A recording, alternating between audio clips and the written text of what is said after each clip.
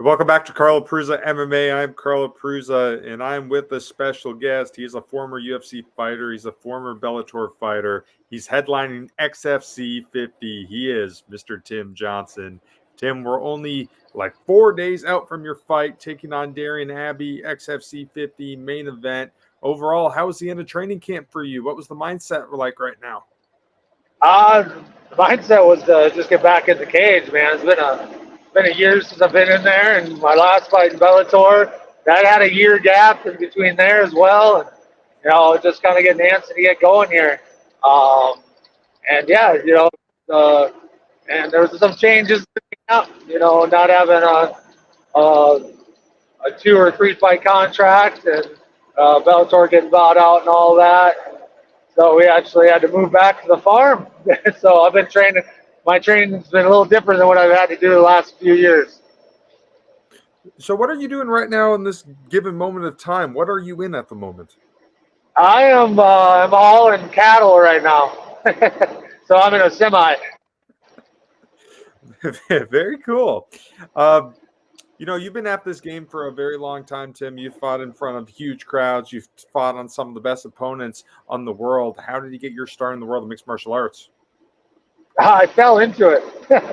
I assure you, I had no aspirations of being a career fighter.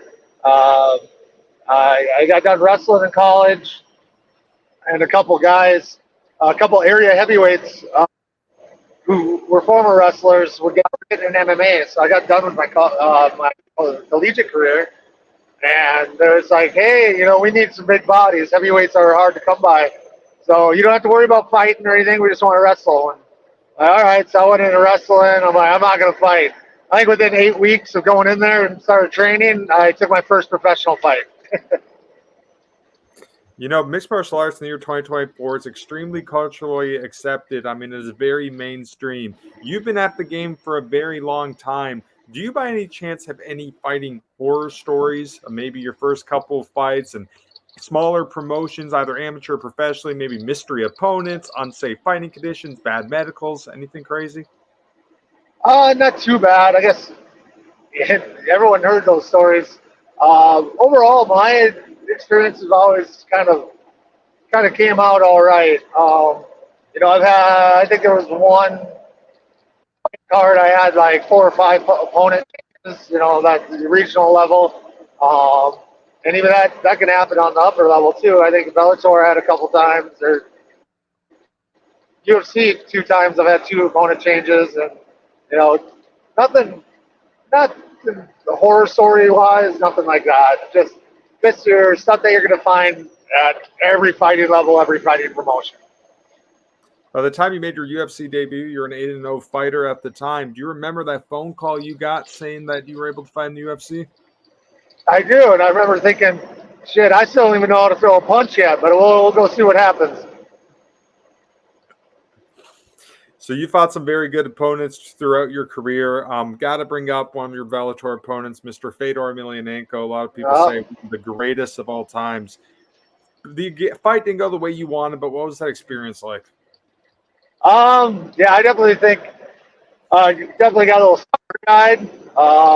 During that build up, I was kind of just not trying to think about it, and I'll walk out and then seed plants and throw a game plan completely out the window, and let's just start throwing hands and see what happens. Well, we saw what happened. The experience itself though was great. Fedor's team. I fought another one of his team members, and Valentin Moldavsky, and yeah. But after the fight, we were all out and just hoot and holler and having a good time. Lots of good conversations. And, a couple of them we talk on a weekly basis still to this day. So, I mean, that was a great experience. So you got to fight multiple times in both UFC and Bellator. What were your takeaways from those organizations? Was there one you liked better than the other? Were they both pretty cool? It depends on which avenue you want to look at it. I liked it more in the sense that I made way more money. I'm not even going to shy away from that one. They paid out a lot more, and more personable. You're not so much a number. You're actually an individual in the eyes of people, but it's so much smaller that you can have more face time with individuals. Like I always use this as an example. If I really had a problem and I needed something from the top, I would have been able to contact Scott Coker and talk to him. I wouldn't have been able to do that with Dana White because I wasn't on the radar as a good enough fighter. UFC more organized, more just product value and entertainment. It's just so much bigger. I'd say that's the biggest differences that I found my experience between the two of them. So you're taking on Darion Abbey on Friday. When you look at it, you guys are at two totally different parts of your career. You have been in the UFC. You have been in Bellator. He has not. He is hoping with a win against you to get to that platform. What is it like trying to take on a younger dude that's hungry and kind of wants to take over your role? It's been pretty much my whole career. UFC used me as a stepping stone. There was a gatekeeper. My fight with Tyrell Fortune, people said the exact same thing you just said.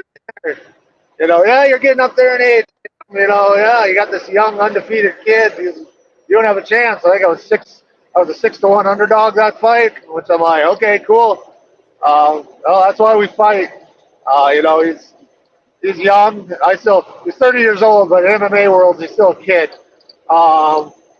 And he's gonna have unmarked. Cool. Nothing's changed. That's usually how it is. And I hope a lot of people probably got me as underdog again. I'm more than happy to be that route. Do you feel that a lot of people don't pay enough attention to experience? I mean, do you think experience goes undervalued a little bit? Oh, absolutely. I can think of at least 4 fights offhand where I've done stupid stuff due to inexperience, loss of focus, whatever. That's kind of my thing. I do stupid stuff sometimes in a fight, and it costs me the fight. So I've lost some very winnable fights and lost a good chunk of money due to inexperience or just being dumb. Now, this whole promotion at XFC, I believe is your first time fighting on it. Pretty good fight card. I mean, there's 3 former UFC veterans on there. There's some Bellator guys, Emmanuel Sanchez, a lot of hungry regional professional fighters. Overall, what do you think of the card as a whole? I think it's a solid card. I think this card could be a fight night. But like you're saying, for regional promotion, I don't think you're really going to find much better card. And everything, like they're a big small from everything I'm seeing. Like the way they promote, the way they even something as simple as their website. I think their website's being ran better than even Bellator's, to be quite honest. Just stuff like that. So I think it's a good organization to be able to get out there and fight for it. So you haven't been in action, I believe it's about a year now. What are some ways in which do you think you can prevent ring rust without being in there for that long period of time? I think that's just an experience aspect. I've done it quite a bit. There's going to be some ring rust. There is. It happens, no matter what anyone says. But it'd be no difference in coming back from a surgery, which I did. I had elbow surgery this summer, so I was kind of laid up for a while, and we had to kind of build ourselves back up from scratch. Hopefully, doesn't the rust. I'll be able to beat the rust off fast enough before something bad happens. In this day and age, a lot of people watch the sport. I mean, it is extremely culturally accepted. I mean, it's very mainstream. But still, very few people realize the sacrifices needed to be a mixed martial artist. I mean, you guys aren't making millions upon millions of dollars fighting. How do you get through those sacrifices, and what is your motivation to get through it? I lucked out, I think through my whole UFC career, I always had at least 2 jobs that whole time I was working. I worked as security and I drove truck on the side as well. And then, we moved out to Vegas and I was still driving truck.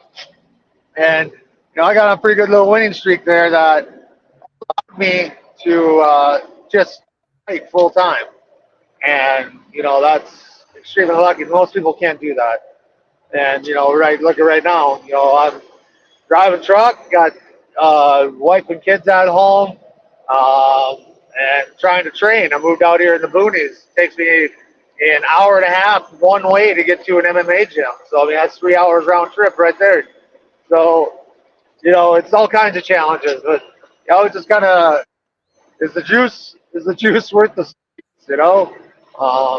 what's this fight going to open up for me down the road? I ain't ready to be done. I'm 39. Heavyweight's 39. It's on the tail end, but there's plenty of fights left at that age yet. So, this is I wouldn't say a lose and go home type fight, but it definitely is going to close the door a little bit. So there's some added pressure in that aspect. Do you think with a big victory over Abbey, do you think that will get you maybe back into the UFC or maybe the opportunity to find one of the bigger shows? Probably not the UFC. I know Dana doesn't really like me very much. I don't know why. I think I'm a pretty likable guy, but probably not the UFC. But maybe PFL. Get back on there. I know Ray. I know they got now that the first round of fights are starting to happen, you're gonna have a lot of guys dropping out. Don't want to continue doing the tournament because they're out wise. So there always be opportunities in that. I'd like to say I tried my hand in some bare knuckle, just to see it's gaining a lot of popularity, and why not? I used to work as a bouncer, so I never even got paid to do bare knuckle stuff. Now, what was your reaction when you heard that Bellator and PFL, they were merging in a sense? What was your immediate reaction when you heard that news? I kind of got wind of that a couple months before it happened, so I wasn't really surprised. I guess I was just curious what they were going to do with Bellator, which we now find out they're going to be running shows for the next through 2026 at least, and then like all the basically the fighters that they kept, they were able to choose if they wanted to do the tournament or the championship. I guess that's kind of just all I heard. Don't take that to the bank, but that's kind of what I heard.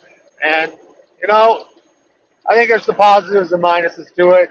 If it works, they'll definitely be able to compete against UFC, I believe. If it doesn't work, though, then you just you went from 3 major organizations down to 2. So that's going to be hurting just your talent pool alone. More fights, bigger promotions, more fights, more experiences, exposure, and you can finally see some of the best fighters come up. Now it's going to be a little harder process for that to happen. All right, Tim, last question for you. In a perfect world, what outcome do you want when you take on Darion Abbey this Friday in Lakeland, Florida? The bell rings, he stubs his toe, and he can't continue, and we win and walk out there and have a beer.